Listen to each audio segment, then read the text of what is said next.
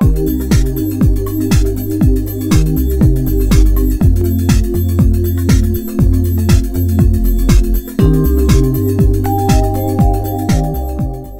please welcome Lisa Martin.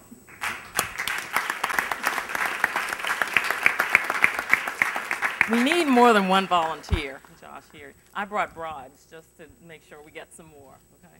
I'm not used to sitting down talking, so if it's okay if I just walk around and do this. Oh, wait, no, don't give them out. No, not yet. Hold on. They have to earn those. You know, like the Saints' new emblem, their new motto, earn it? You'll get a chance. First of all, in communications, when you're doing interviews, what you want to do is you want to make sure you bring some energy, some excitement, something to the interview. You just don't want to go up to somebody and say, excuse me, come here. Who are you? Eduardo. And what grade are you in? Freshman. See how boring that was for Eduardo? Thank you, Eduardo. See how boring. Now, if I had some energy, if I had some pizzazz, if I had something with me when I went to see him, he probably would have given me some information. And if I didn't ask him stupid questions, he probably would have a lot to say. One of the things that bothers me the most about people asking questions is when they ask something that's just dumb. I have a 130-pound golden retriever.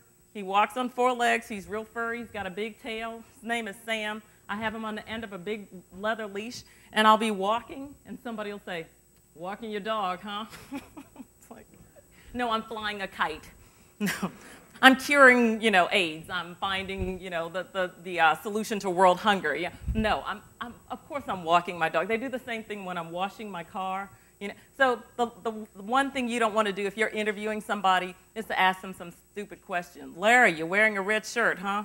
Duh, hello. So skip those kinds of questions and get right to the point. Another thing you don't want to do is you don't want to bore people with details that we already know.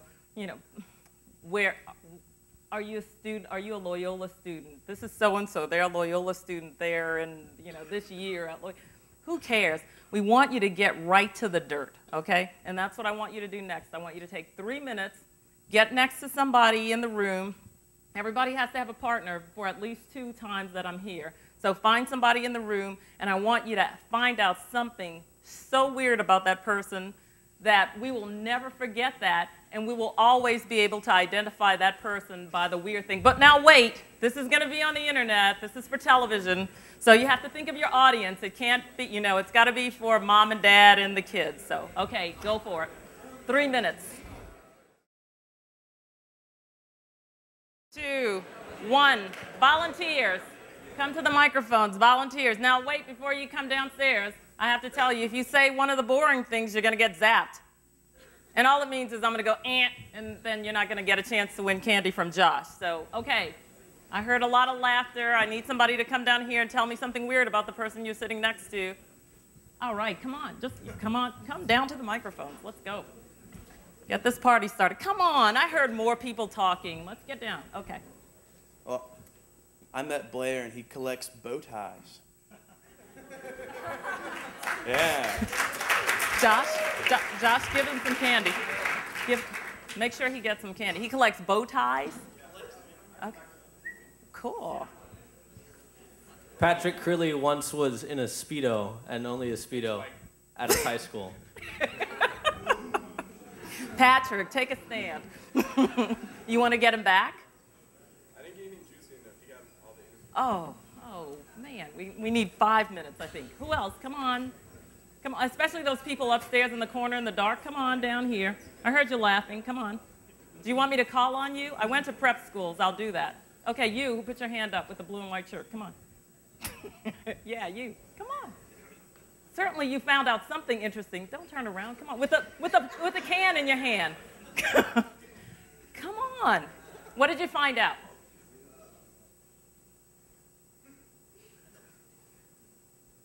The reluctant interviewer. You can't be shy. This is a great teaching moment here.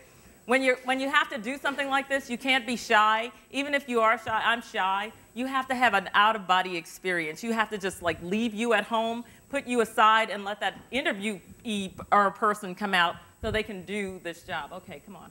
Let your interviewer person come out. Andrew's mom owns a horse farm. He's a what?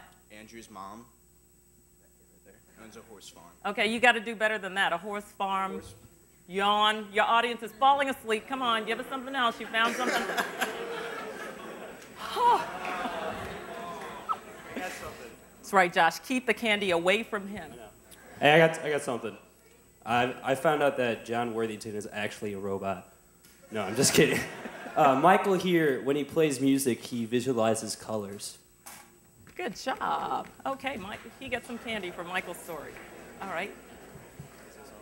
Okay, so I just met Evan right here with this orange shirt, and he's Scottish and wears a kilt very often around his house. Good. He gets candy for that, for the kilts. You get candy. Okay. Okay. Reed here has streaked through Audubon twice. Oh. You get applause and candy. Good job, Bun. Anybody else? Is that it? You bunch of chickens? Okay. Okay. I think you hit the jackpot. I think you win. Okay, you want to pass some candy up to her, please, Josh? So this is great. What you have to do is you have to get right to the point, and you guys got right to the whole. I'm just kidding about the horse farm. If you had added some, embellishments to it, you probably would have gotten some candy, and maybe if we have some left, I'll give you one. Okay, but you got to get us in, because you know why? People are watching. How many channels on television do we have now? 500 channels or something like that, and you can watch anything you want. And so if they turn on your channel and you're telling us about something that's really mundane, what are people gonna? What are you gonna do? Yep, with the remote control, you're just gonna get rid of that person. So you don't want to do that, and you don't want to have somebody do that to you. So what you want to do is just start with your best stuff. You want to, when you have to ask questions, you want to develop a list of questions, which means first you have to background yourself. So you have to find out everything you can possibly find out about the person you're interviewing. Because first of all, if there's somebody who's been in the industry for a long, long time, guess what? Probably everybody in the world has already interviewed them, and you're just the next one, and they've answered these questions a million times. I had to interview Robert Duvall when he did the movie The Apostle, and I read everything he ever, all the interviews he ever did practically. I watched him on tape. I saw his mannerisms. I knew what he was going to talk about. And guess what? I tried to figure out a way to get him to answer a question that he wouldn't answer. Everybody said he won't answer this question, and it was, I don't know if you guys remember The Apostle, but it was a movie about a preacher whose associate preacher, or pastor whose associate pastor stole the pastor's wife. And I thought, he wrote the movie, he directed the movie, he produced the movie, he edited the movie, he did everything for this movie. And the story that was going around at the time was that Robert Duvall, who's an avid tango dancer, paid for his wife to get tango lessons, and supposedly she ran off with a tango instructor. And the movie just had so many parallels to the alleged tango incident that I wanted to get him to answer that, but guess what? He was so smart, he would never answer that question. But you have to try to move a story along. You don't want to just keep rehashing the same thing that everybody's already said, and you don't want to bore the person you're talking to by asking them questions that they've answered 1,000 times. One time I had to interview, I think it was Carmen Electra. It was one of the Baywatch, I had to interview all of the Baywatch gang, and one of them had just had a baby. And I didn't know this, but I asked her, I said, of all the things you've ever been asked, what's the one thing nobody's ever asked you that you would love to talk about?